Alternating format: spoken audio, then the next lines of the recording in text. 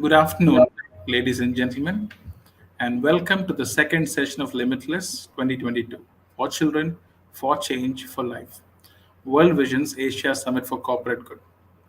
We continue with our second session. Is technology an enabler or a barrier for equitable education? The pandemic has disrupted education of more than 750 million children across the region. Remote learning was quickly adapted, but did it reach all? Is education at this day and age truly equitable and accessible? The key experts that you see on the panel will come together in this session to discuss their thoughts on technology being an enabler or barrier for equitable education. We have Hoshia Lai, Regional Director of Microsoft Philanthropies for the Asia Pacific region. Hoshia's whole core work involves reaching the underserved communities with skills training so that they can participate in the digital economy across the region. Along the way, he hopes to inspire everyone to help others in providing that opportunity without biases. His motto, do good and have fun along the way. We also have Abhishek Gupta, CEO and co-founder of Navgurkul, an IIT Delhi alumnus and a software engineer. Mr. Abhishek Gupta leads Navgurkul, a non-profit which runs a one-year job guaranteed residential course for women from rural and tribal India. More than 750 students from 20 plus states in India stay on their campus, learn and get jobs as software programmers without a degree, college professor, or exams. We are also joined by Heather Suksem, Deputy Chairman of OCS ROH Limited. Ms. Heather led the region for OCS Group, known as PCS in Thailand, to position itself as a leading total facilitations management provider in the region, growing the business from one country to 10 countries and a team from 1,000 to 57,000 staff. The panel is also honored to have Anusha Els, Head of CSR Brandix International, and also the Project Director for Right to Read Sri Lanka.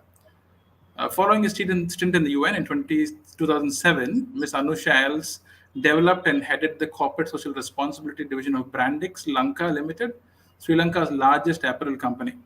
In 2021, she was appointed CEO of Right to Read Sri Lanka, a non-profit national program to initiate technology-enabled learning in English reading across public schools. Anusha currently serves as director on several boards, including World Vision Sri Lanka. Leading this relevant, timely, and insightful conversation is Lillian Chung. Lillian is the CEO and National Director of World Vision Singapore. She has more than 25 years' experience in the information and communication technology industry. Over to you, Lillian. Thank you. Thank you so much. And good afternoon, everyone. I'm Lillian, and I will be your moderator for this session. And the session, as you all know, is aptly titled, Is Technology an Enabler or is it a Barrier for Equitable Education? I think this is a very close topic to many people who's actually joining in. We see like 59, 60 people in session right now. And all of us during the pandemic have experienced technology in varying degrees, whether personally or if we have children at home, they are accessing their school sessions using technology. And I'm sure we all have an opinion and a viewpoint on whether technology is an enabler or is it an inhibitor, actually. So the question here actually involves a lot of possible discussions for those who have access, those who do not have access, and what is the definition of equitable education, and what does it look like to have quality education for all, which is really an SDG goal as well. And joining us are four very, very esteemed, distinguished panelists. They all represent different countries, from Sri Lanka, from Thailand, from Singapore, as well as from India. So they do represent really a different variety of contexts and also different perspectives, right? Whether it's a big organization, a small organization, locally or globally. So they will have very, very good insights as they unpack this topic a little bit more. So without further ado, let me just kick off with the first question, right, to the panelists that we have today.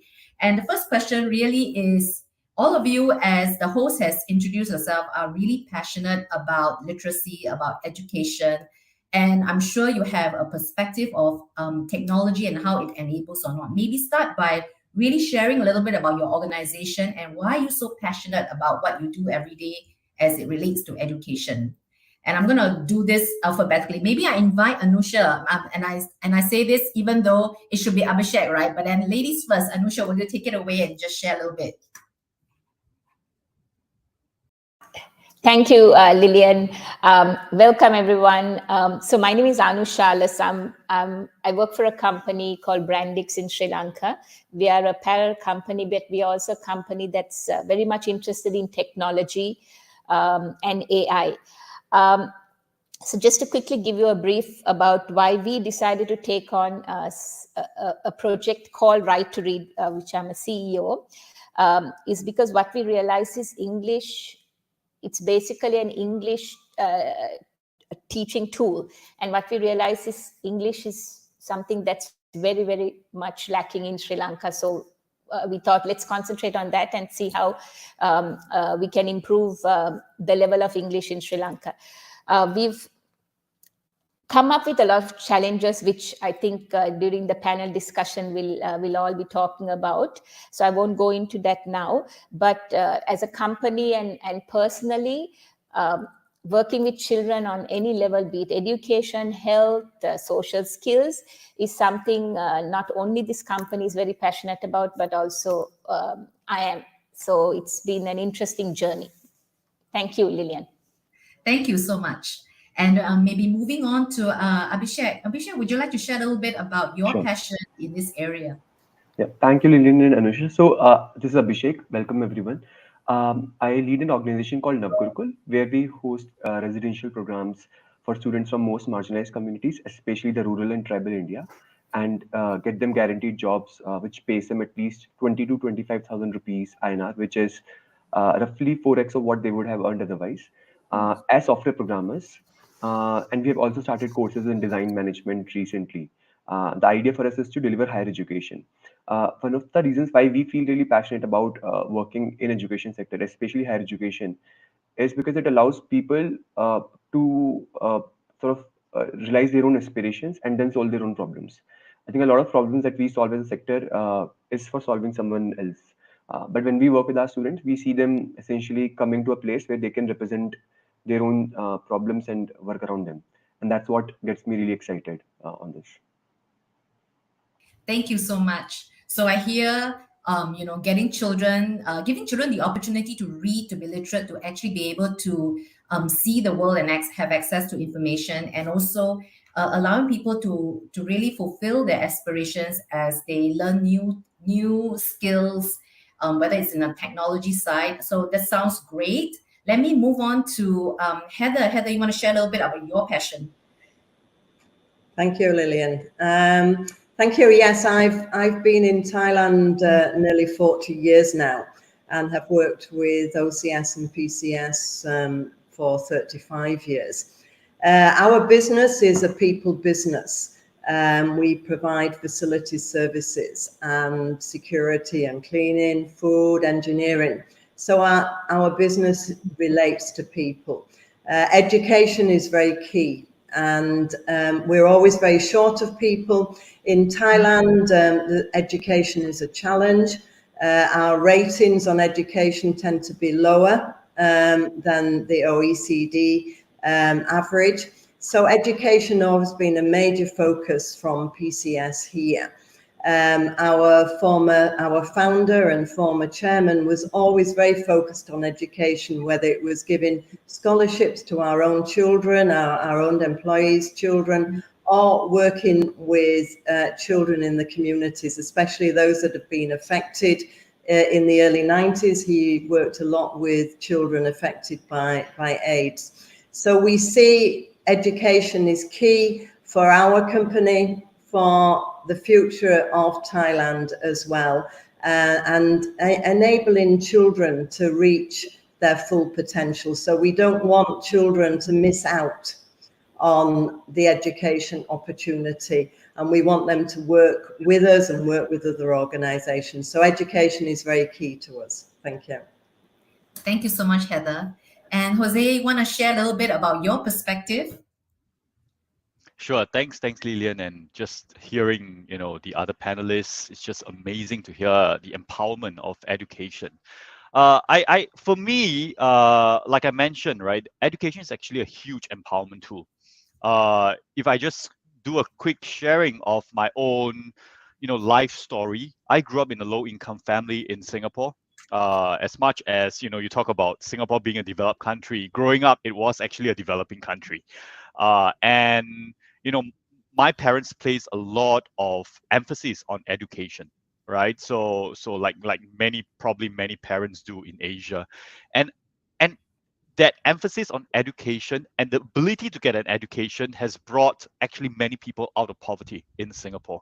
And that's why, really for me, besides it being a very personal experience for me, you know, we have seen how technology in the past 2 years, 2.5 years with COVID has also accelerated, the ability for people to be connected to education. And that in itself is why I am super passionate. At Microsoft itself, I work for Microsoft, leading social impact for Microsoft in APAC itself, and how, marrying the tools as well as education has also allowed various opportunities for people, underserved communities, underrepresented communities in the region to actually, get out of poverty, get themselves employed. And that's really why, to see, that passion is so strong. Thank you, Jose. And actually, you know what? You summarize it really, really well. Although Anusha, Heather, and Abhishek never really spoke about it that way, but having interacted with all of you, one thing that came out very strongly across the different sessions that we had was a firm conviction that ability for children to access education, to access knowledge, and to know what they can or cannot do, making informed decisions, having the opportunities to explore their potential is one of the key success factor of breaking away and out of the cycle of poverty. So I hear that in all the different chats that we have, and it's really evident in the different areas that you're focusing on, whether it's education for children, whether it's technology, and I guess equipping them with technology so that they are a little bit more tuned into the digital world, or the right to read. I think all this is really evident in all the different areas that you've spoken about. But having said that, the last 2 years have really also surfaced a lot of challenges as it relates to technology. All of you, I'm sure, have experienced it as you see the work, whether it's your own organization or partnering organizations, as we all struggle actually to figure out how do we educate a generation of children that is really suffering as a result of the COVID lockdowns, not having access to schools, not having access to teachers. So really the second question I have for the panelists is really, how can organizations reduce these barriers to equitable education? And is really the role that technology can play, is it really as an enabler, or has it really created more barriers? And I'm sure, having heard all of you, you all have very passionate ideas about it. I'm going to put Heather a little bit on the spot and let Heather take this away first. Heather, you want to speak a little bit about what you shared yesterday? Thank you. Yes, technology, definitely over the pandemic time, technology has been a challenge, certainly in Thailand. And we've got families that have not, and children that have not been educated because they've not had the ability, they've not had the technology there. And they've not had the phones, or there's been families, or there's been orphanages that have been trying to work and study with very little technology. So it's been a major issue. What we've got to do now is to enable and ensure that technology now enables the education, and we need to speed up on that. So from my experience, what we've done through the organization and through working with other organizations is to be linked to organizations that are working together to ensure that children and youth are educated, so that they can become part of the workforce go down the line. And the organisations that we've been working with is like the Joint Foreign Chambers. The Joint Foreign Chambers have got an education and skills committee, and they've been working with schools. There's one school that they've worked with, because the emphasis has been on the teachers, and really getting the trust of the teachers. And as the Education and Skills Committee there has worked with the teachers in one school in the provinces, there's been a donation of a large amount of money to build accommodation for the teachers. So teachers will stay in that school, and then they work with the children there to give opportunities to the children.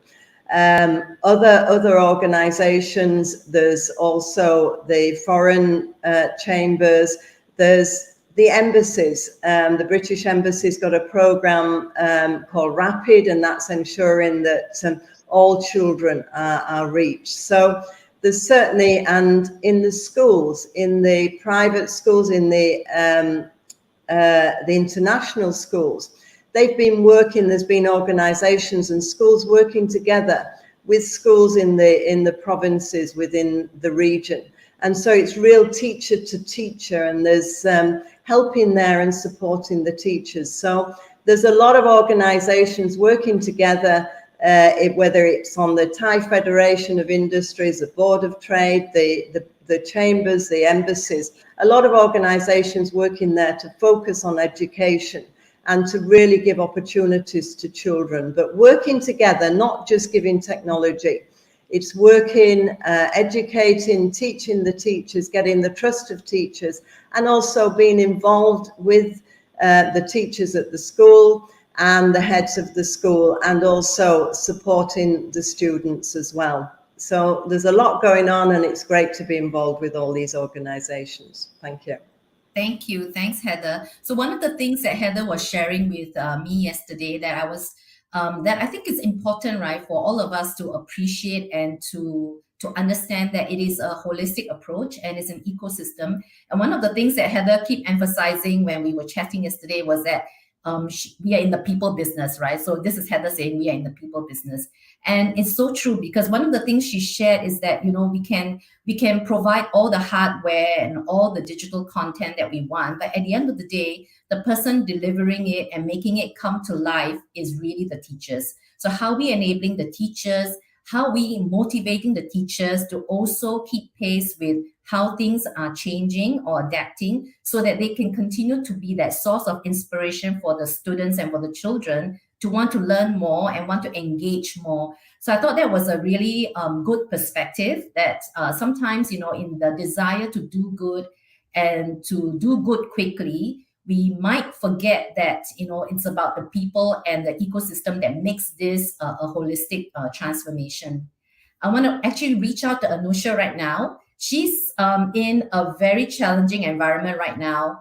And, I remember our chat when you said, it's all well and good, we can talk about digital transformation and everything else, but when you're caught in a conflict or a very turbulent context and an environment, right, how do you even bring the right to read or education to life when you're struggling with your basic needs? Anusha, share a little bit more.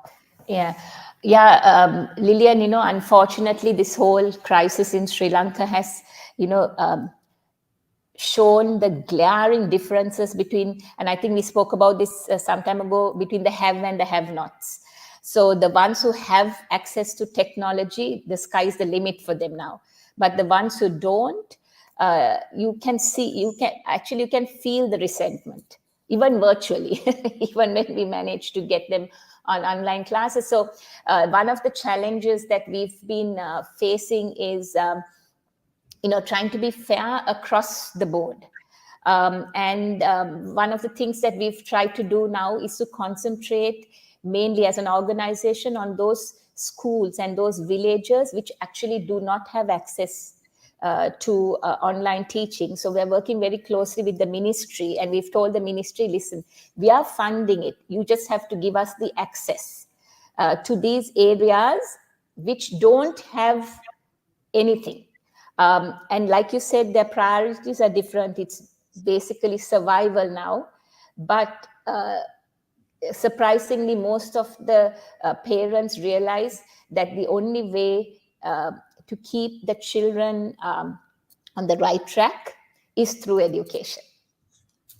So we've been working with the ministry. It's been a challenge. I mean, it's easier said than done, I must say. We've been working with the ministry to target only those very rural areas, which means we have the infrastructure has to be put into place. Electricity, internet connection, laptops, smart boards, all that. So it's been happening, but it's been slow and frustrating. I'm being very honest here because of the current situation in Sri Lanka. But like I said before, the gap, you can feel the gap getting wider and wider. So when we talk about education, we have to know who we are talking to at that point, and we have to adjust what we say according to who is listening, because otherwise it just causes a lot of resentment. Thank you so much, Anusha. And one of the things that you also emphasized, as Heather has also mentioned as well, is really partnerships, really working with different actors on the ground to really bring across the whole value chain of delivering equitable education to all, right? Absolutely. And that in itself is a pretty long journey.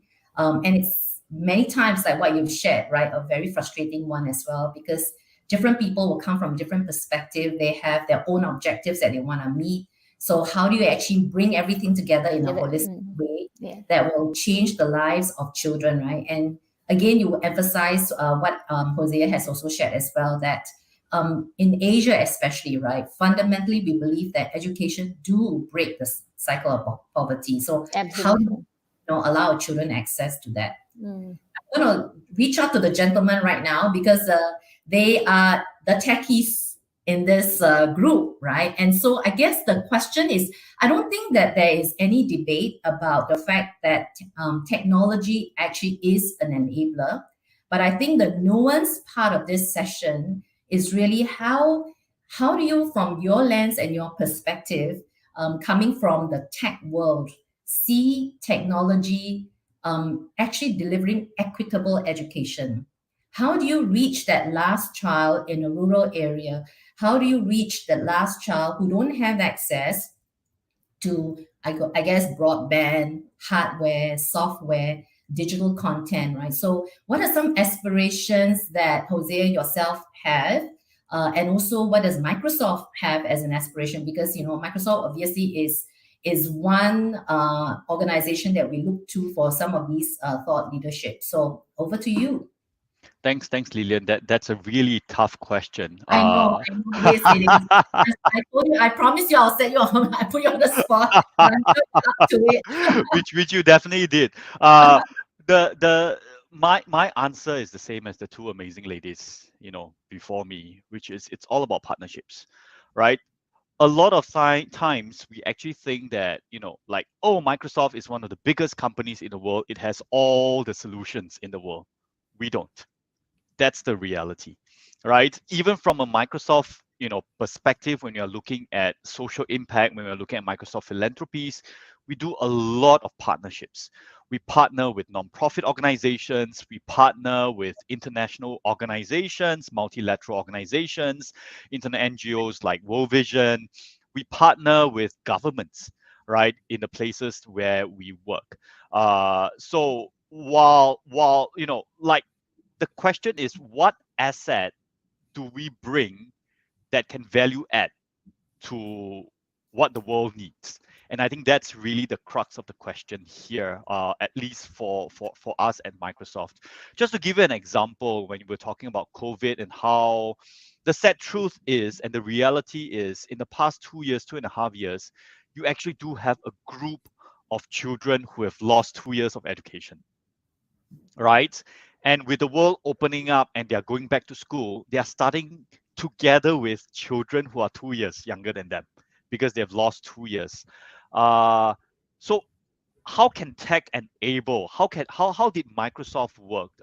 So we partner with a UN organization to create a program, what we call the Learning Passport, right? And that in itself is actually a digital platform where children can continue their education, in partnership with UN, who actually does a lot of amazing work on the ground to reach the last mile, right? And we have actually done this in refugee camps. We have done this, in rural areas where they have access to devices, they have access to internet, in partnership with local governments, in partnership with the UN organization, in partnership with the local NGOs and nonprofit organizations. And we bring the platform, the technology from Microsoft to enable them to be educated for the past 2 years. And that's really where we are coming from. Have we reached out to the whole world? The answer is no. And that's why this is, an ongoing work for each and every one of us. Thank you. And as you have promised, you rose to the occasion. I think it's true. One of the things that you shared, which I think is very important for everyone in the audience to bear in mind, right? It's what Hosea shared was, what assets do you bring to the table? I think that's one perspective as well. And the other one that World Vision also is very mindful whenever we do our development work is always asking, what assets do the community have?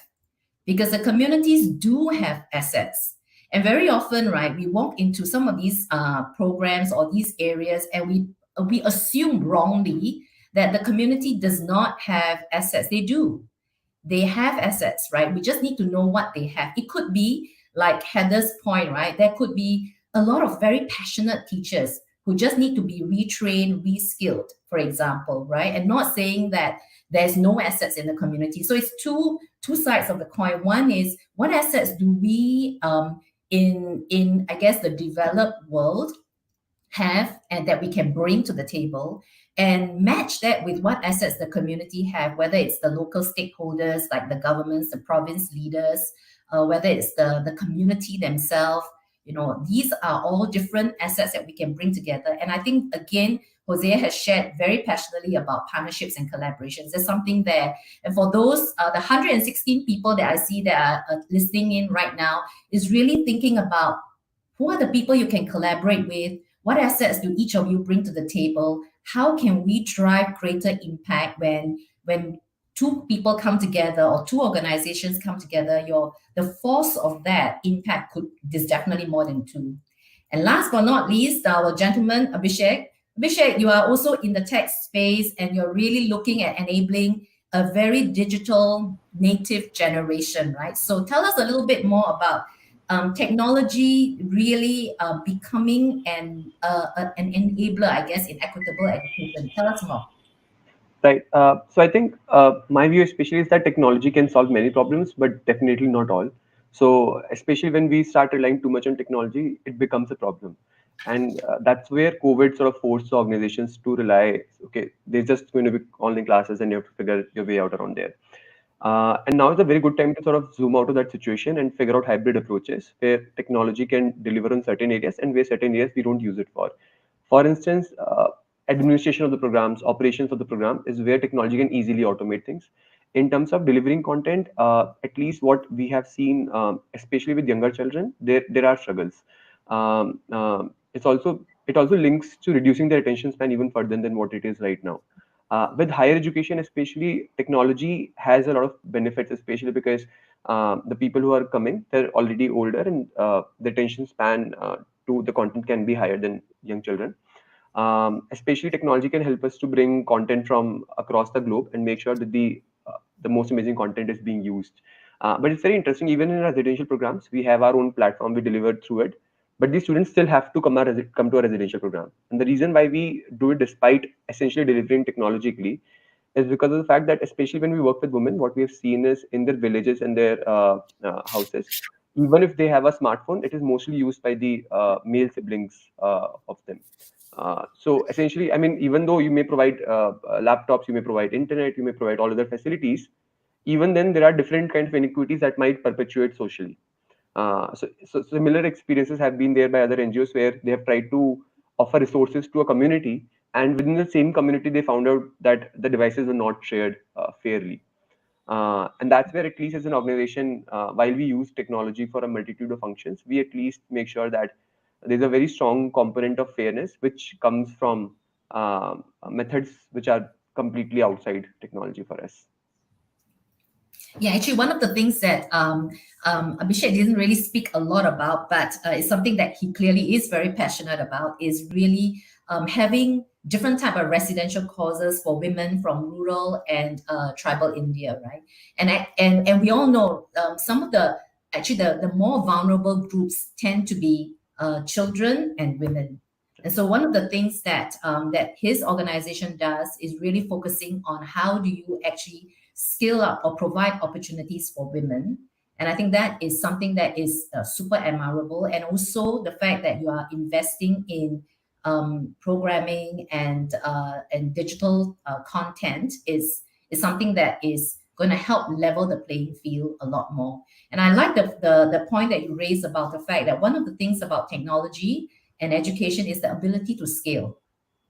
So when you have a really good piece of digital content, you do not have to wait to train another 10 teachers or another 100 teachers before you actually can reach out to the masses. So that you can actually reach to the last rural person or child or woman standing there just because technology allows it.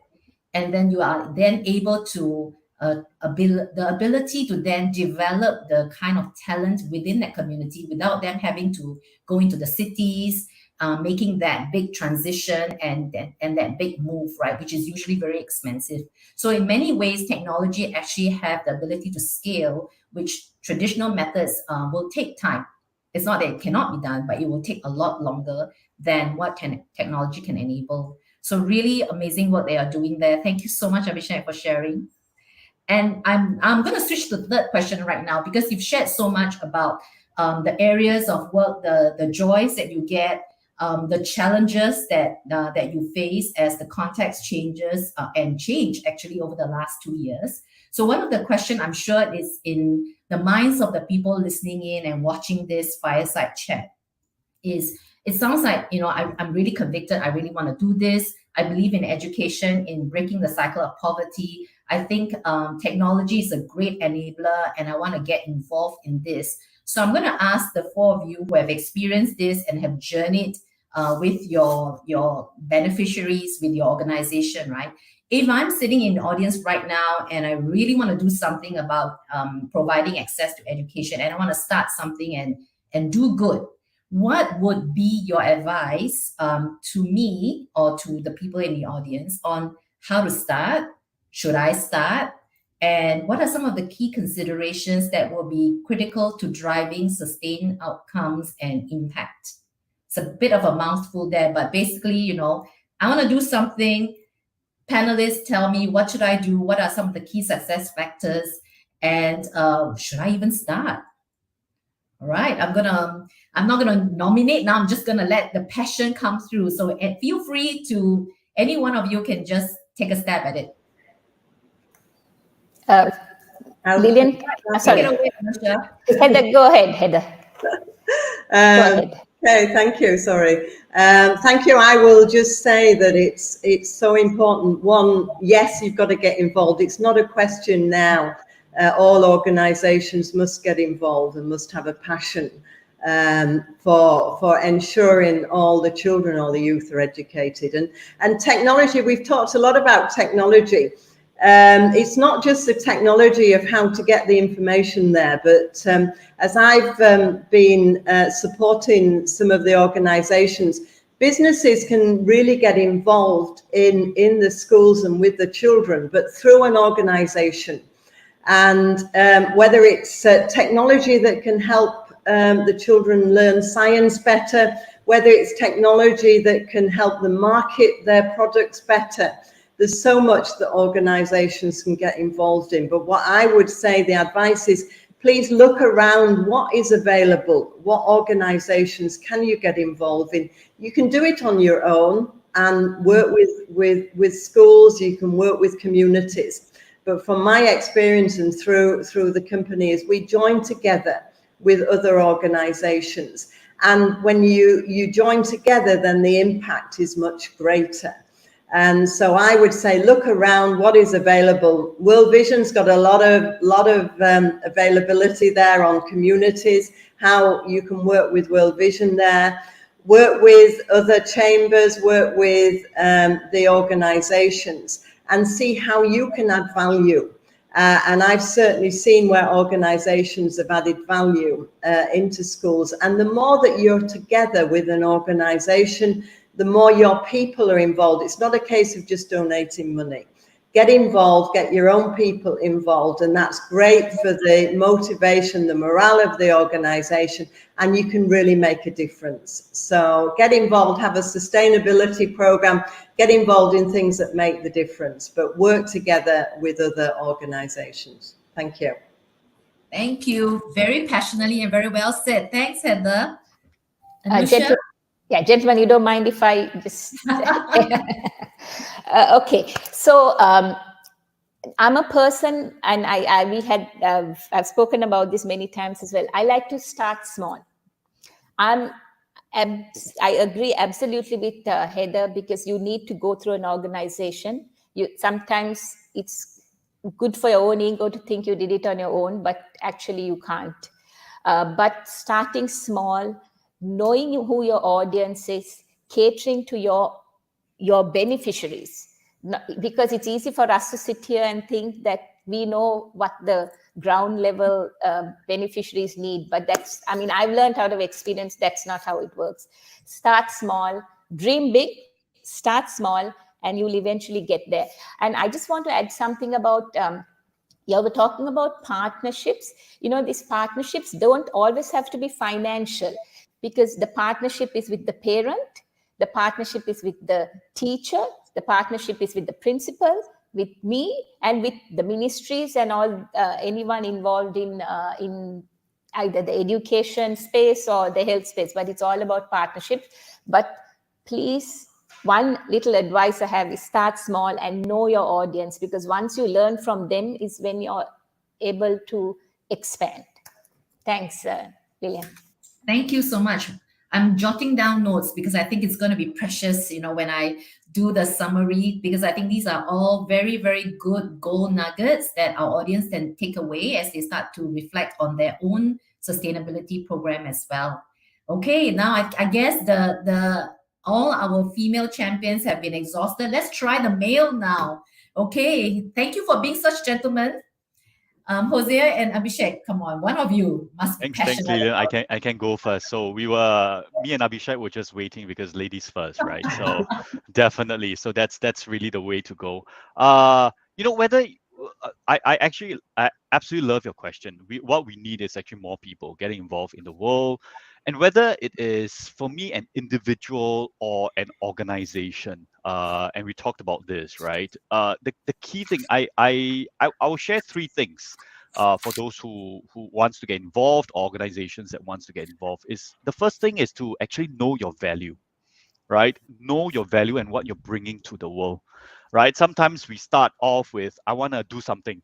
And then people ask you, what do you want to do? And you go, I don't know. And then really, then that in itself is not going to be a very helpful conversation. You could be exploring, but the exploration at the first phase is getting to know what you can actually bring to the world, whether it's an individual or even as an organization, right? I know we talk about the questions about the last mile. Is it something that Microsoft solves, right? What are we good at Microsoft? I can tell you, right? Microsoft Office, Microsoft Cloud. That's what we are really, really good at. That's what we bring to the world. And therefore, and I'm going to sound like a broken record, like partnerships and collaborations are so important. And that's why it's also knowing with a partner, if you're an organization, if you're a nonprofit and you go, I know how to get to the last mile, reach out to me, right? I would love to have a conversation with you on how we can actually bring technology, how we can actually bring, digital literacy to the last mile, to those, like who are the furthest reach. So that's really the first thing, right? Know your value. And then I spoke to it, which is the second point. How then do you bring the value to the world? Right? How do you bring that value to the people who need it most? And then the last part is invest in your value, right? Investing means you put your resources, you put where your mouth is. You also know how to reach out to, if you're a nonprofit organization, you reach out to the right corporates, the right foundations, and the right government to invest in your value as well, right? The investment is not just from your own pockets, but also who can you bring in, right, to collaborate and partner with you. And that's really, where my head is in your questions. Excellent. Excellent. Thank you so much. And Abhishek, bring us home. Tell us a little bit about your perspective. Yeah, I think a lot has already been covered by Anusha, Heather, It's and very Hortense. hard, right? When you have to be the last one. But I'm sure you're going to give us that one more gold nugget. I'll go with three. So I think one of the really important things is also to have a very long view. Social sector problems are especially extremely hard to solve. And while we may feel an urgency to solve a solution or bring a solution in 1 month, like 1 year, 2 years, I've seen it takes much larger. More often than not, it takes almost a decade to sort of bring a solution, which then start scaling up really, really well when we talk about the scale of for national economy, right? I mean, also the way we define scale changes, but especially in the national scheme of things, at least I've seen that a decade is the least amount of time that most dogs take. So having a long view is very, very important, because if you come with a like 2 year span or 3 year span, more often than not, you'll feel like, hey, I came here to solve this, but I couldn't, or why are things not happening, and so on. The second thing that I really believe is very critical is to not let your empathy get the best out of it. I mean, so basically, sometimes what happens, especially I've also seen this with my team, that we're so empathetic that the information that comes around us, we essentially get exhausted, we become tired, and it basically leads to inaction also. It feels like, itna kuch ho raha hai, what would I do? I'll not be able to do this, I'll not be able to solve all of these problems. And that's where what Anusha said, being very focused, having a very clearly defined problem is very critical. And sometimes you might have to choose to shut off from all other sources of information as well, if if your empathy can do that to you. The third and a very important thing that we essentially do as an organization is to do what Gandhiji said in his talisman. So he said, whenever you have a decision to make, or your ego is getting the better of, or is becoming more important to you, just think of the weakest person you can think of around yourself, and then take an action which will benefit that person. So the reason why it is very important for us as an organization, as a principle, and I feel it's very important across, when we're working for, let's say, someone else, there's also this added risk of doing something which is essentially worse than where they were before. So for instance, there are a lot of conversations around men representing women, right? So while men try to solve problems of women, we might make mistakes that obviously women will not. Similarly, when people from urban areas go to solve problems of rural area, or rural areas go to solve problems of tribal areas, they may add their own biases on perceptions which might not be true. And that's where I feel it's very important to sort of, especially from this position of making change, be very aware of your own egos, your biases, and do things which essentially is extremely focused on the community. And obviously, listening to the community is the first part of it. So not operating from that position of I know everything, I think is very, very critical. So people who sort of jump in and, hey, I know the solution, and I have this technology, and within the next 6 months will solve the problem of this. I think that's the kind of scary attitude, and especially tech people seem to have it a lot. I mean, my batchmates from college, they're like, I have built this app, will solve the problem of this, and like, oh, why, wow. But I think having a long view, making sure your egos, etc., are checked. You're not coming from a position of power, and thirdly, basically making sure that you're essentially, you're also taking care of yourself, right? I mean, so I think these three are very important principles for our organization, especially. Thank you, Abhishek. Actually, what you just shared is something that resonates very much with our organization in World Vision Singapore. One of the things that we are very careful and we always remind ourselves is not to have this God complex. This God complex of I know it all, I'm cleverer than you, I'm here to help you, and I have resources and you don't have. So when you come from that approach, you already, by that mindset and that approach, you would already create in the other person a sense of poverty, and it's a poverty of the spirit, not necessarily a material poverty, right? Because you're already coming with the I know and you don't know, right? But actually the community has assets just as we have assets. And when you bring the two assets together, you actually can empower change in a way that is actually really empowering and gives dignity to the people that you're partnering and working with. So I think it's very well said, especially working with women, working in tribal areas, in rural areas. Having not lived in the rural area myself, is we can often make the mistake of assuming that what is a solution for us is naturally a solution for them, and that may not be true. So thank you for sharing that. It's very, very well said. And playing the long game, right? Knowing that you're not going to see change in 12 months, especially given the very pragmatic city people that we are. It's like, hey, if it doesn't get solved in 12 months, then we move on and we try something different. When actually, the change is just around the corner.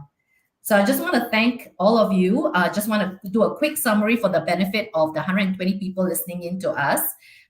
Just all the great, really wisdom and nuggets that I've kind of harnessed from all the sharing. Look around the different organizations that already exist in your space, in your line of sight, or in your country. Do a bit of research, know who they are, complement, come in and partner, rather than trying to create another similar organization or similar approach, because you can do so much more when you get involved and work together. And then start small, but dream big. Have big, hairy, audacious goals, but start small. And then you will celebrate the success along the way, and you want to do more along the way. And I like how Anusha said that partnership is not just always a financial or a very stated black and white agreement. And it's like Heather said, right? It's a people business. You are in partnership with the parents, you're in partnership with the local leaders, you're in partnership with the community. So they are very much your stakeholder. And so I think partnerships is something that keeps coming up as a recurring theme. Know your value. I thought Hosea really summarized it very well. Know your value, what you're bringing to the table. How are you going to bring this value to the world? And then more importantly, put your resources where your mouth is, right? So invest in what you believe in and your value, and take it there. And if you did not catch it, one of the things that Hosea is also saying is that, Microsoft is really quite keen to see, who can bring it to the last mile. So, hey guys, send your proposals. Last but not least, take the long view. And I think Abhishek is very passionate about it, because you're running a marathon, it's not a short sprint. So really pace yourself. You might not see change in 12 months, you might not even see change in 24 months, but every effort, every step that you take, right, is going to help you turn that corner. And so don't give up before that corner is turned. So I thank my panelists, and I think now we should open up for Q&A. I think we've given them enough food for thought, so the questions are going to come fast and furious. All right. Okay, we've got the first question. All right, from Catherine. How do we strike a balance between the use of technology to reach the last child while minimizing risk for children in the digital world? Online abuse of children have increased tremendously in Asia during the pandemic. Very good question. Excellent question. I think especially in the urban areas, we're seeing a lot of that. So how do you actually protect children while trying to provide access, leveraging technology? This is a hard one. Any takers?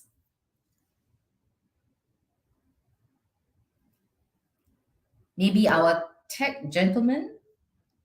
Do you want to take a shot at this? I'm sure it's something that's constantly on your mind. How do you actually protect children against a lot of the other stuff that comes online as well? Hi, Lilian. I can take a step at this. Thank you, sir. This is a perpetual problem, right? Whether we are talking about, bringing technology, bringing education through tech, right, to the furthest corners of the world, it's affecting people in developed countries as well, right? And this is not a problem that's solved, that's solvable by individual organizations or even companies. At Microsoft itself, we do work very closely with governments on things like this, right? What we call online harms, right? Whether you call it child abuse, or it's not affecting children only as well, right? When it comes to abuse, bullying, cyberbullying, and all these are real issues that are happening across multiple platforms, on social media. And that's why at Microsoft, we partner very closely, as I mentioned, with governments on regulations, on how do we work at this at a much more macro level. it's something that's coming and up and coming, and a lot more efforts and thoughts are actually being put into this. Do we have a solution yet? I would definitely say I don't think we really know how to solve for this. It's getting better, but on the flip side, I just want to also say it's like a knife, right? You can actually do a lot of good and create an amazing cuisine, but it can Yeah. also become a tool for harm. Yeah. And the question is therefore, how do we bring the good and the advantage out of this tool? And that's something that requires a much higher conversation. I'm not too sure whether I answered your Yeah, no, question, Catherine, but yeah. I totally agree with you. I don't think it's an easy answer, but I think part of the journey to a solution is just being aware that there is a problem Yeah. and that we want to actively solve for it. Correct. So just as we can say that education has gone a tech and a digital route, many of the other things that we know, for example, sex crimes, and a lot of these things that typically did not encroach into the digital space is also finding its way through a digital channel. So I think we do need to address it, but the fact that we acknowledge that this is real and actively partnering with the right stakeholders to bring about change or protection for children is key. So one of the things that World Vision does is in our different area programs, we actively work with parents and children clubs, as well as the community partners, to make sure that we explain the dangers of these and just creating awareness that this is real. It is not something that you just see on TV. So together with what, for example, Microsoft is doing at a macro level and what we are doing at a community level is a many hands approach, right? So that at every level of engagement, children are aware, parents who are caregivers are also aware. Then I think you start to build this groundswell of preventive approaches. Any of the panelists have thoughts about how, Heather, I think you work a lot with children in this space. I'm not sure if I'm putting you on the spot, but hey, anything you want to share on this? I think Lillian and Jose, you've covered this. It's the important thing to me is that we give opportunities for children to be educated properly, and that they don't end up in the market where they can be abused, or they can go into work which is not the work that we would want them to go into. So I think what you've covered is we must be aware of it, we must prevent it, and we must focus on what we can do, and really focus on giving that education, giving that opportunity, working closely with the organisations, with the schools. But as you said, to educate, and I think that's where World Vision comes in the communities, is to educate and to ensure that the risk is minimised. Because once people get into the working area, which is not a desirable area, then it's just not nice. No? Yeah. Thank you. So totally true. Yeah, if I can add to this, Yes. I have a slightly contrary view here to Sure. what Jose said. So basically, at least in India, for example, if I talk about regulations, for example, if you talk about physical spaces, there are very solid regulations, very solid laws around it. But where we fail as a country is around the implementation and the justice part of it, especially because of the slow judicial system that we have. So despite having very stringent laws against, let's say, rapes or physical assault or sexual assault, unfortunately, we're not seeing a decline in these numbers since a long time. Where similarly, if we take that space online, and this is coming from having run 3 social platforms so far already. So I feel where if we have to sort of translate the same system online, we will need to have extremely robust and fast responsive moderation systems. Unfortunately, most of the social media platforms fail us on that. If something will happen on Facebook or Instagram, the actions are typically not prompt and they're not enough. Especially for at Navgurukul, the approach that we have taken for this is to give social components in our own platform, and making sure that the justice system or the judiciary system analog for the digital system at our system is extremely responsive. So if Lillian says that this is what happened, we need to respond to her probably within an hour. And the solution needs to be something which we are really happy with, right? Which she sort of accepts fully. And that's where I feel when we're building these systems, especially online systems, we need to make sure that the justice part of it or the judiciary analog of it is extremely well taken care of. Your complaints can be responded immediately. There's a proper team which is trained to do this. There's a proper education of people to understand those laws, right?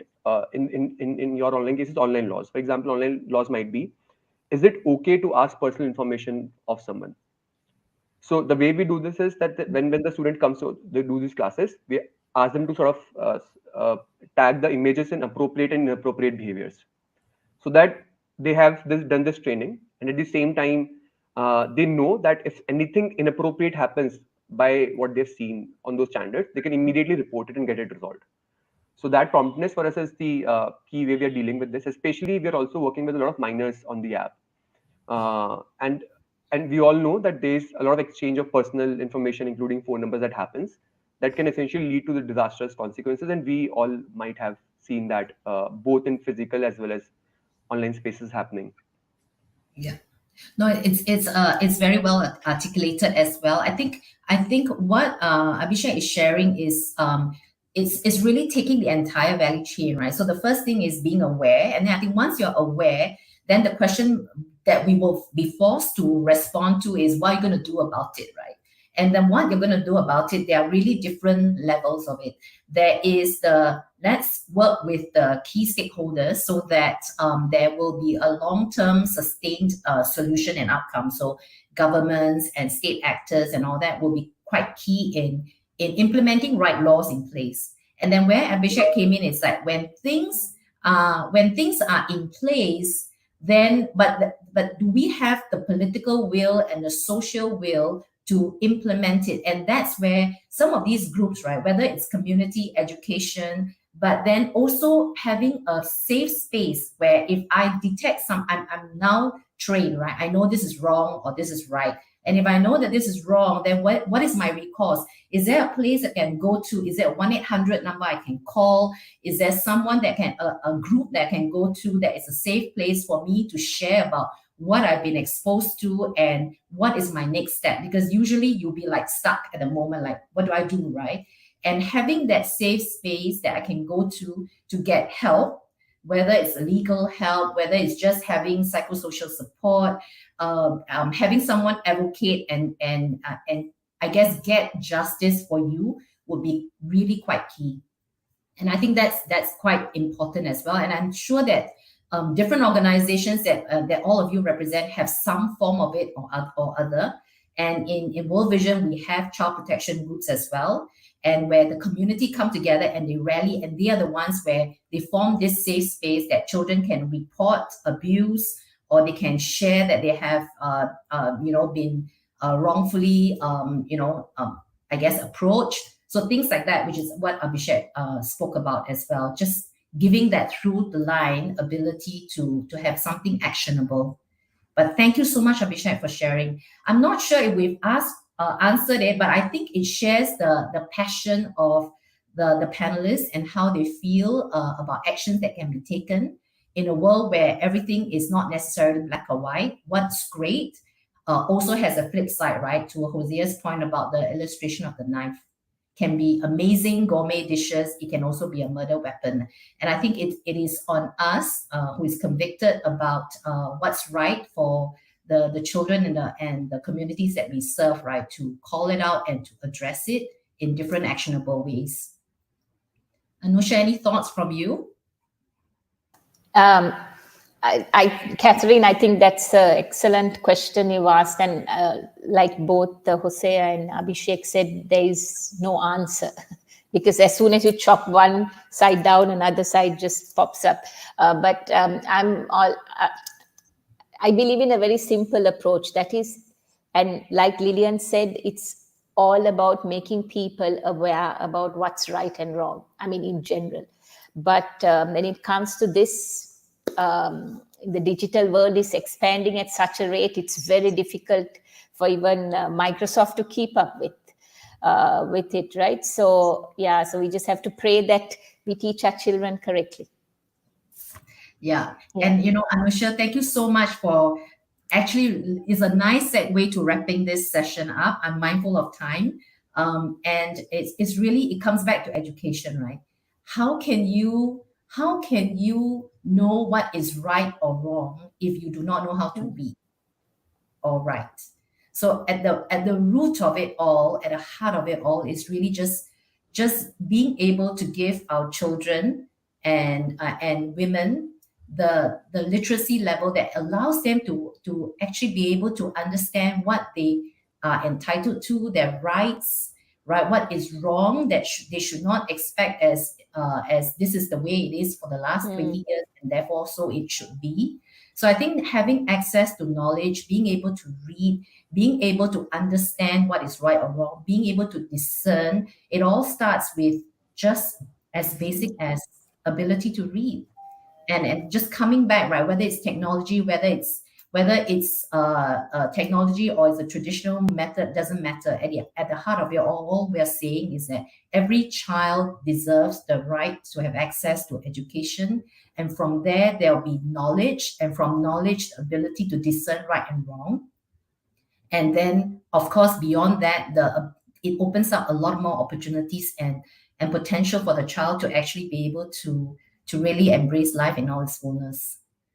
And so this is something that World Vision firmly believes in as well. And we've got a huge effort and really big ambition around unlocking literacy. So if any of you have any really desire to want to partner and work with us to see children having access to good quality education, please feel free to speak with our team, and we'll be happy to tell you a lot more about that. And of course, our panelists as well, they all represent very, very strong organizations, great partners to be with as well. And on that note, I'm going to return the time over to the host.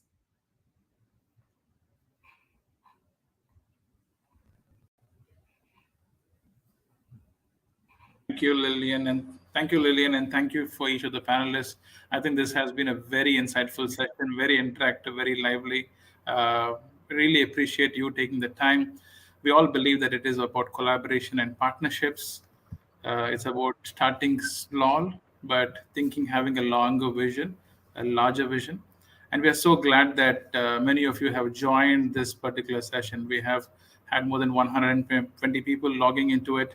And I think it's very imperative to know that World Vision works very closely with children. As a child-focused organization, education is really important for us. So as you know, at this time after the pandemic, 150 million people have not been able to access school, and more than 430 million are probably going to drop out of them as well. We speak about child marriages, we speak about child abuse, and all of these issues happening because children are not able to access education. If you want to learn more about how World Vision partners with children, with schools, and with the corporations, you can have a look at the call to action and the write-up on the chat below, and we will be available for any discussion. Thank you all for taking the time to join the session today. We are also at the end of our day one for the summit. So we would really like to thank each of our partners, each of our panelists and moderators for joining.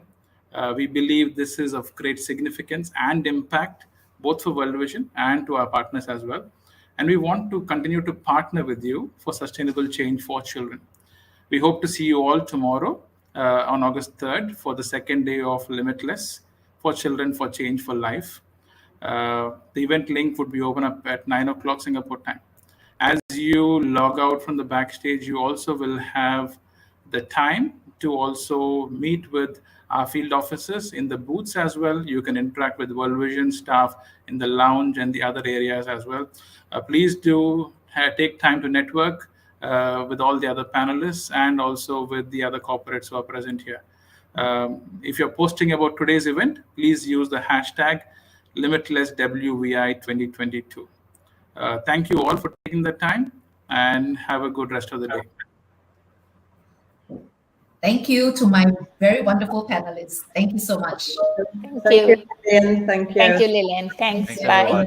Bye. Bye-bye. Bye.